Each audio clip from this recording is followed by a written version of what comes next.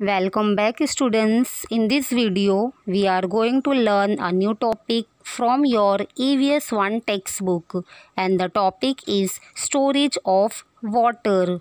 Try this. Question number 1. Make a small hillock of mud and stones in the schoolyard. Set some stones into the hillock.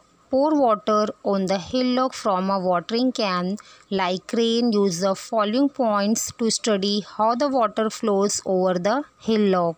तो यहाँ पर students आपको एक activity दी गई है। Okay, तो देखो आपको इस एक्टिविटी में क्या करना है। आपको यहाँ पर एक गर्ल दिख रही है। ओके, और यहाँ पर एक हिलॉक बनाया गया है। तो हिलॉक में स्टूडेंट्स आपको क्या करना है और कैसे बनाना है। तो स्टोन्स और मड को लेकर आपको एक हिलॉक इस तरह से बनाना है।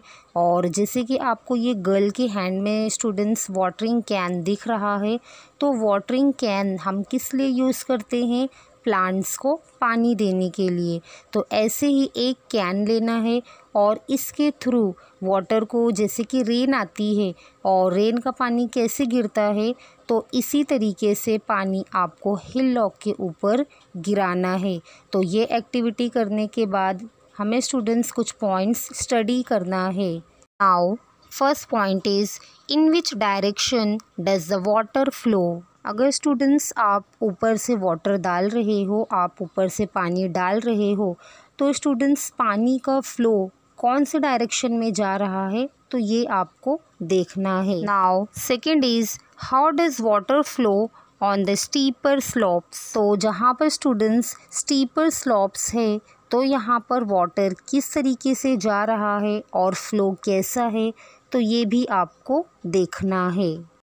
Third point is, how does it flow on the gentler slopes. और जहाँ पर जेंटलर स्लोप्स है स्टूडेंट्स, तो वहाँ पर किस तरीके से वाटर फ्लो हो रहा है, तो ये भी आपको देखना है। Okay, fourth point is, what happens when the stones cause an obstruction. अगर हिलॉक में स्टूडेंट्स हमने स्टोन मिक्स किए हैं, तो जहाँ पर स्टोन आ रहे हैं और वहाँ पर वाटर का फ्लो किस तरीके से हो रहा है, तो ये भी आपको देखना है। Fifth point is, where do puddles form. और अगर आप ऊपर से स्टूडेंट्स वाटर डाल रहे हो, तो कहीं पर गड्ढे बन रही हैं क्या, तो ये भी आपको देखना है। And the last point is, when does the direction of flow change. वो स्टूडेंट्स वाटर का जो फ्लो है, तो वो किस डायरेक्शन में चेंज हो रहा है, तो ये भी आपको देखना है। Okay, question number 2 is, now stop watering the hillock, make observations using the following points. अब स्टूडेंट्स यहाँ पर आपको अगेन नेक्स्ट पॉइंट दिया है। ओके, अब आपको क्या करना है सेकंड एक्टिविटी में, कि आपको वाटरिंग नहीं करना है, वाटरिंग स्टॉप करना है। अभी स्टूडेंट्स आपने क्या किया कि वाटरिंग जो हम कर रहे थे, तो उसको बंद कर दिया। तो उसके क्या पॉइंट्स हैं, तो वो हमें देखना है। Now first point is, why did the hillock dry when he stop pouring water. अगर स्टूडेंट्स हम वाटर को यहाँ पर रोक दे रहे हैं, वाटर को नहीं डाल रहे हैं, तो हिलॉक हमें कहीं पर ड्राई दिख रहा है, तो ये हमें देखना है। और क्यों दिख रहा है, तो ये भी हमें देखना है। Okay, second point is, how long did the hillock take to dry.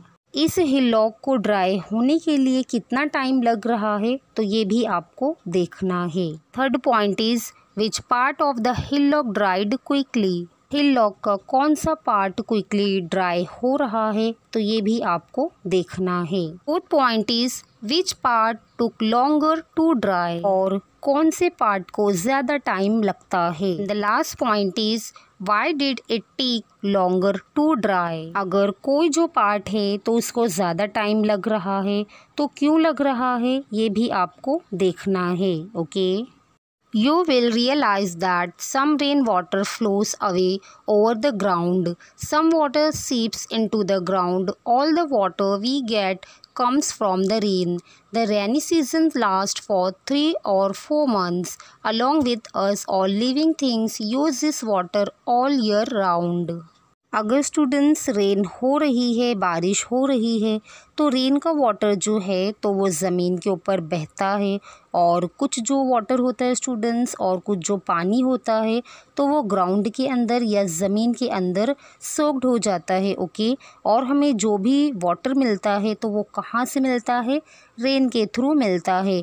और रेनी सीजन स्टूडेंट्स जो होता है तो वो 3 to 4 मंथ्स का होता है। और रेनी सीजन का स्टूडेंट्स जो वाटर आता है, जो पानी आता है, तो वही वाटर हम सारे लिविंग थिंग्स पूरे ईयर यूज़ करते हैं। Okay, if we do not store water, we will not have enough water for our needs. That is why we have to save water. Water must be used economically. In this lesson, we will see different ways of storing water. और जैसे कि students हम बात करते हैं 3 to 4 months में rain हो रही है। ओके, तो उस टाइम में जो पानी हो रहा है तो हमें साल भर में कैसे यूटिलाइज़ होगा और हम कैसे यूज़ कर सकते हैं।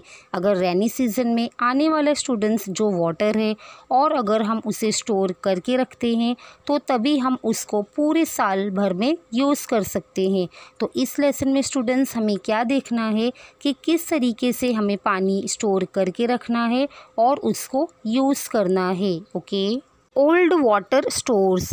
In the olden days, several methods of storing water were used in our states. Nowadays, these old water stores are rarely used. However, their remains can be seen in all places. Some of them are very beautiful. Water in some of these stores never get depleted. तो हमारे state में students ऐसे कई सारे methods को use किया जाता था वाटर को स्टोर करने के लिए। ओके, तो अगर अभी के टाइम में बात करेंगे तो वो जो मेथड्स थे तो वो रेयरली बहुत ही कम दिखते हैं। तो कुछ ही ऐसे स्टोर्स हैं जो हमें अभी भी दिखाई देते हैं और वो काफ़ी ब्यूटीफुल भी हैं, और इनका स्टूडेंट्स जो पानी है तो वो आज भी हमें दिखता है। Okay, wells. Some rain water seeps into the ground. Wells are dug to obtain this water. तो जैसे कि स्टूडेंट्स हमने देखा कि रेन वाटर क्या होता है। ओके, ग्राउंड में सीप्स हो जाता है, सोक्ड हो जाता है, ज़मीन के अंदर चला जाता है। तो ऐसा जो ज़मीन के नीचे वाला स्टूडेंट्स जो पानी है तो हम वेल्स को खोदते हैं और वेल्स का पानी हम यूज़ करते हैं पीने के लिए। तो स्टूडेंट्स ज़मीन के नीचे जो पानी है तो उसे यूज़ करने के लिए वेल्स बनाए जाते हैं। Okay, water tanks in forts. People lived on the hill forts in the past. They also needed water. The forts had reservoirs and tanks dug into the stone. तो जैसे कि स्टूडेंट्स पुराने ज़माने में क्या होता था कि फोर्ट होते थे। फोर्ट मीन्स स्टूडेंट्स किले होते थे। तो फोर्ट के ऊपर रहने वाले जो पीपल होते थे, स्टूडेंट्स जो लोग होते थे, तो वो क्या बनाते थे? वाटर टैंक्स बनाते थे। ओके, तो उस टाइम के स्टूडेंट्स लोग जो फोर्ट्स के ऊपर रहते थे तो वो लोग क्या करते थे? ऐसे बड़े बड़े टैंक्स को बनाते थे। पत्थर से जो बने हुए टैंक्स होते थे तो वो उसमें वाटर को स्टोर करके रखते थे। ओके, देखो स्टूडेंट्स पिक्चर में भी आपको शिवनेरी जो फोर्ट है तो वहाँ पर इस तरीके का स्टोन से बना हुआ टैंक दिखेगा आपको। ओके, जिसमें वाटर को स्टोर किया जाता था। Okay, draw wells. In the past, draw wells were dug to get drinking water. They were small wells from which water was drawn using a small pot, pohra tied to a rope. तो ये किसके लिए use किए जाते थे students? Drinking water के लिए। Okay, तो इस तरीके के स्मॉल स्मॉल वेल्स होते थे और इसके ऊपर ये ऐसा लगा हुआ रहता था। इसके ऊपर स्टूडेंट्स रोप रहती थी। ओके, और रोप के ऊपर एक पॉट लगा रहता था जिसे पोहरा भी बोलते थे, और लोग स्मॉल पॉट से स्टूडेंट्स वाटर निकालते थे ऊपर। Okay, Atpadi in Sangli district had a draw well in every wada. The draw wells had water all year round. When the tap water system was introduced, the draw wells went out of use. Many were sealed. Now there are very few left in Atpadi. This can be seen in many villages. Students, Sangli district में अतपाड़ी जो village है तो वहाँ पर काफ़ी सारे draw Wales दिखाई देते थे। ओके, और ये जो वेल्स होती थी तो इनमें पूरे साल भर क्या स्टूडेंट्स रहता था, पानी रहता था। जब tap water system find out हुआ तो स्टूडेंट्स लोगों को पता चला कि हम टैप के थ्रू हम पानी घर में भी ला सकते हैं। तो उस टाइम से स्टूडेंट्स लोग ड्रॉ वेल का यूज़ करना बंद कर दिया। ओके, बिकॉज अब घर में स्टूडेंट्स टैप का पानी आ रहा है। अब कौन वेल से पानी निकालेगा, तो काफ़ी ऐसे जो ड्रॉ वेल्स हैं तो उन्हें बंद कर दिया है। तो अतपाड़ी जो है स्टूडेंट्स, तो यहाँ पर पहले काफ़ी सारे ड्रॉ वेल थे। ओके, तो अब इनको बंद कर दिया गया है और लोग इसको यूज़ नहीं करते हैं। Okay students, I hope students के आपको ये समझ में आया होगा। तो आप हमारे चैनल को सब्सक्राइब करें, लाइक करें और अपने दोस्तों के साथ शेयर करें। Good bye.